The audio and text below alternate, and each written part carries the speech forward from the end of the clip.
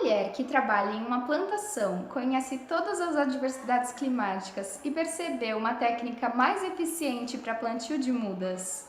Essa mulher faz ciência? E uma criança que resolveu explorar seu quintal e acabou achando inúmeros insetos com diferentes características. Essa criança faz ciência? E um casal que gosta muito de árvores e resolveu colecionar algumas folhas das árvores de sua região. Esse casal, eles são cientistas? Definir o que é ciência é uma das coisas mais complexas que os cientistas vivenciam. Na realidade, definir o que é ciência é mais algo sobre aplicação do que definição de fato. Então, o que a gente sabe sobre ciência, né? A grosso modo. A gente sabe que é uma coisa que dá muita credibilidade, né? Por exemplo, testado cientificamente, ou então naquelas propagandas de pasta de dente, né? Os cientistas aprovam, essas coisas do tipo, né? Então a gente percebe que quando se trata de ciência, é uma coisa mais objetiva, é uma coisa mais comprovada, é uma coisa mais certa, né? E que a gente pode confiar. Para o grande público, e essa é uma das definições mais aceitas, inclusive pelos cientistas, sobre o que é ciência, é que é um conjunto de conhecimentos que foram produzidos por métodos rigorosos e que podem ser comprovados. Tá certo. É basicamente isso mesmo. E a gente tem esse protótipo de ciência, de comprovação, né, com a física, né? Copérnico, Galileu, Newton, Einstein, todos esses famosos, né, nas ciências, que são todos físicos, né? Eles poderiam não ter, de fato, uma formação em física, que, para ser honesta, eu nem sei se naquela época existia formação em física, porém, eles contribuíram muito para a física que a gente entende hoje em dia. Só que as ciências, elas não se comportam somente no campo objetivo, né? Então, elas não se comportam só na física, só na matemática, só na química, só nas ciências biológicas. Não, elas não se limitam só a esses campos de estudo que são mais conhecidos, né, por fazerem ciências. Antigamente, quando se falava sobre ciência, né, era algo mais generalizado. Então, a gente via que o cara era farmacêutico, ou a mulher, né, era farmacêutico, ele era biólogo, ele era naturalista, ele era químico, ele era matemático, ele era astrônomo, ele era tudo.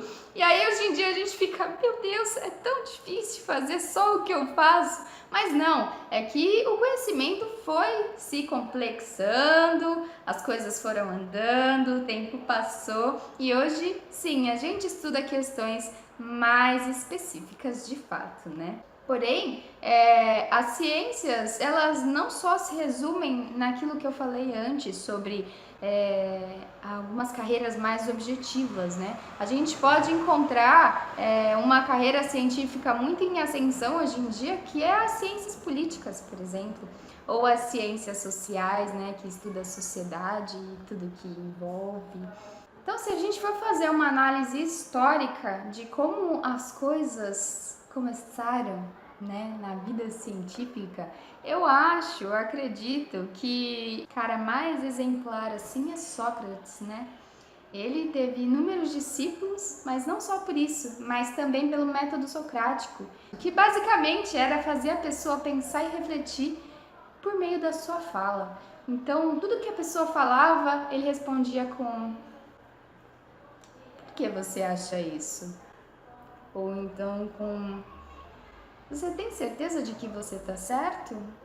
E aí fazia as pessoas pensarem, né? Que é uma coisa que é um pouco difícil hoje, porque as coisas são muito rápidas, às vezes a gente não acaba refletindo realmente sobre o assunto que a gente está tratando.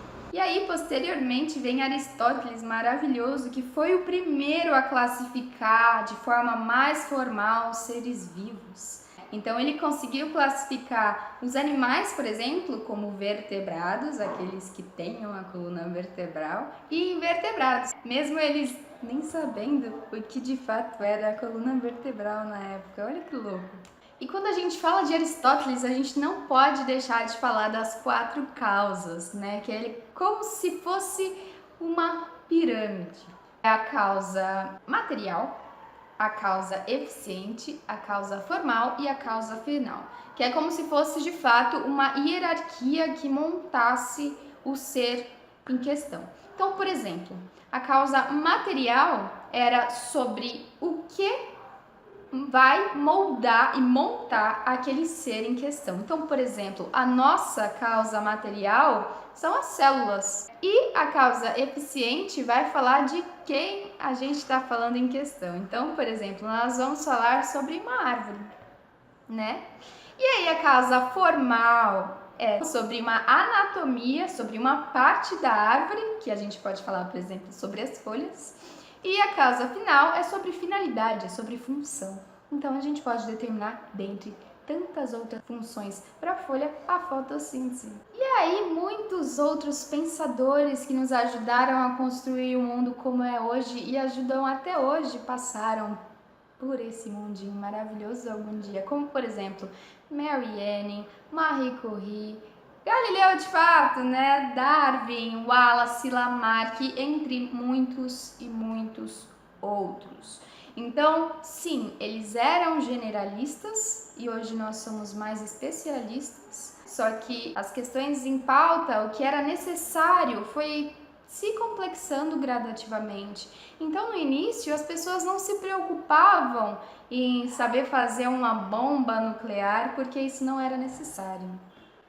E não é até hoje. Porém, com o tempo, a necessidade do aparecimento de vacinas, por exemplo, foram aparecendo, e então cientistas daquela área foram aparecendo também. Não quer dizer que ser especialista é uma coisa ruim, é só uma necessidade da época. E apesar dessas ciências terem um campo de estudo completamente diferente uma das outras, elas têm uma coisa muito importante em comum, que é o método científico. Mas, Bia, o que é o método científico? Eu escuto falar durante minha vida inteira. Na escola, minha professora de biologia falava isso, às vezes a de física também falava. O que é isso? Um método científico é um método que ele envolve um começo, um meio e um fim para a ciência em questão da qual você está tratando. Toda ciência ela tem uma hipótese, toda ciência tem uma pergunta, toda ciência vai ter uma metodologia, toda ciência vai ter uma análise dos resultados, toda ciência vai ter uma discussão dos resultados e toda ciência deveria ter a divulgação dos resultados. Essa parte é uma parte muito importante sobre a divulgação do que foi estudado. Então, muitas vezes, o que foi descoberto fica só na academia, fica só entre os cientistas. E está incorreto isso. A população precisa saber o que o país produz e o que o país faz.